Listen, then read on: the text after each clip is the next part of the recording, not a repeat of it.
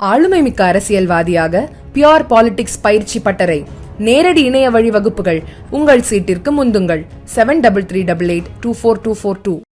BSNL நிறுவனத்திற்கு சொந்தமான 1341 கோடி ரூபாய் நில சொத்துக்களை 2019ஆம் ஆண்டு முதல் விற்பனை செய்துள்ளதாக மத்திய அரசு தெரிவித்துள்ளது.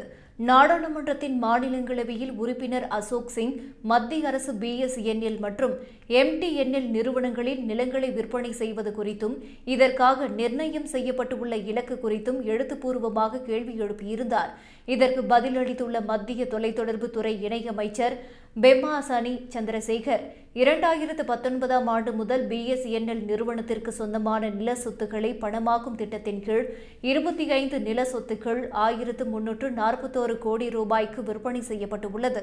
குறிப்பாக தமிழகத்தில் மட்டும் கோவை, சென்னை, திருச்சி உள்ளிட்ட இடங்களில் இருந்து 300 கோடி ரூபாய் மதிப்புள்ள நில சொத்துக்கள் விற்பனை செய்யப்பட்டுள்ளன என்று தெரிவித்துள்ளார்.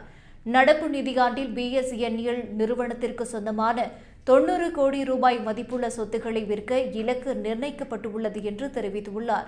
மேலும் பிஎஸ்என்எல் நிறுவனத்தின் சொத்துக்கள் விற்பனை செய்யப்படுவதால் பிஎஸ்என்எல் நிறுவனத்தின் ஊழியர்கள் மற்றும் அதிகாரிகளின் எதிர்காலம் பாதிக்கப்படாது என்றும் எம்டிஎன்எல் நிறுவனத்தின் சொத்துக்கள் இதுவரை விற்கப்படவில்லை என்று பெம்மாசனி சந்திரசேகர் கூறினார்.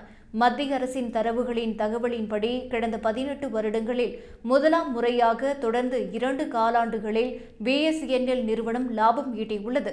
குறிப்பாக 2025 நிதியாண்டின் 3வது காலாண்டில் 262 கோடி ரூபாய் லாபம் ஈட்டிய நிலையில் 2025 நிதியாண்டின் 4வது காலாண்டில் 280 கோடி ரூபாய் லாபம் ஈட்டியுள்ளது என்று தெரிவிக்கப்பட்டுள்ளது.